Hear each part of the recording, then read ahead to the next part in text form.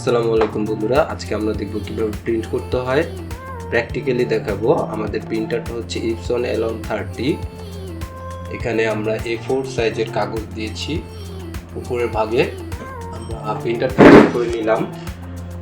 প্রিন্টারের on button চেপে আমি on করে নিয়েছি এবং এখানে রিজুম বাটন আছে প্রিন্টারে। তো আমরা পাওয়ার অন করে নিলাম, কাগজ দিয়ে দিয়েছি A4 সাইজের।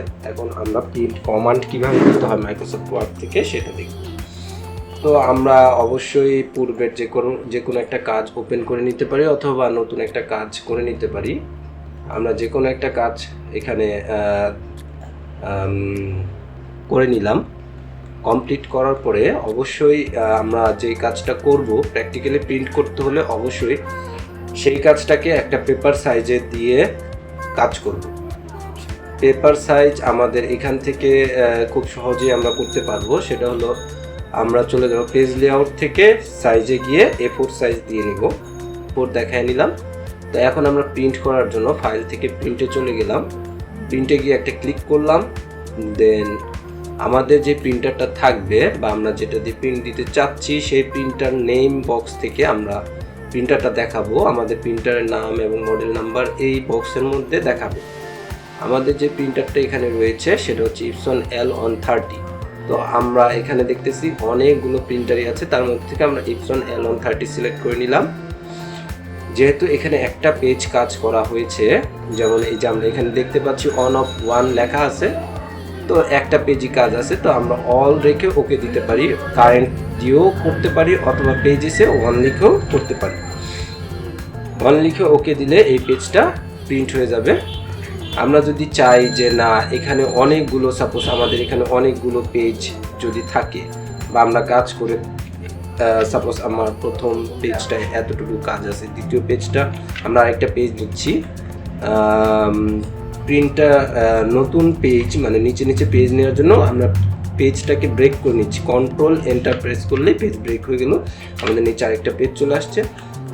এখন আমরা এই পেজটার মধ্যে আমরা কিছু কাজ সাপোজ করে ফেলছি। সাপোজ এতটুকু আমরা এখানে টোটাল 3টা পেজ কাজ করেছি।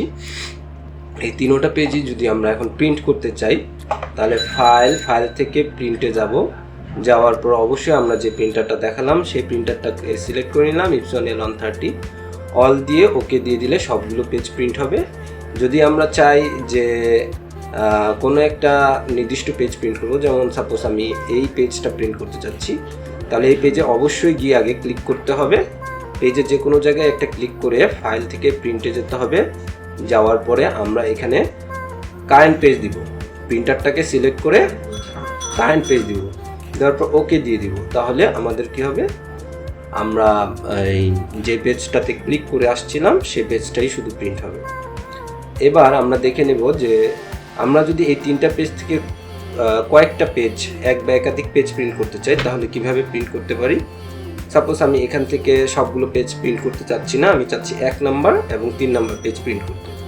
তাহলে 1,3 লিখে প্রিন্টারটা সিলেক্ট করে দিব। অবশ্যই 1,3 লিখে ওকে দিয়ে দিলে আমাদের ওই পেজটি শুধু প্রিন্ট হবে, 1,3 প্রিন্ট হবে, আর অন্যগুলো প্রিন্ট হবে না।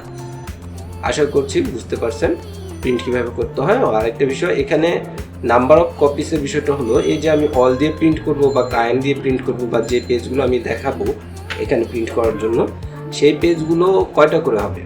যেমন এখানে 1 থাকার কারণে 1 নাম্বার পেজটা প্রিন্ট হবে একটা। যদি আমি এখানে 5 রাখি তাহলে নাম্বার অফ কপিসে 5 রাখলে 1 নাম্বার পেজ প্রিন্ট হবে 5টা। ওকে দিলেই সাথে সাথে আমাদের প্রিন্টার মেশিন দিয়ে 5টা প্রিন্ট হয়ে যাবে। এবার দেখছি আমাদের ওকে দেওয়ার সাথে সাথে আমাদের প্রিন্টারটা একটু শব্দ করে উঠলো এবং প্রিন্ট করবে এখনই।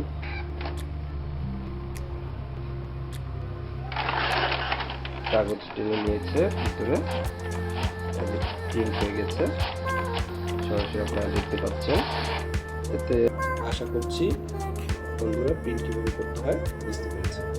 ধন্যবাদ।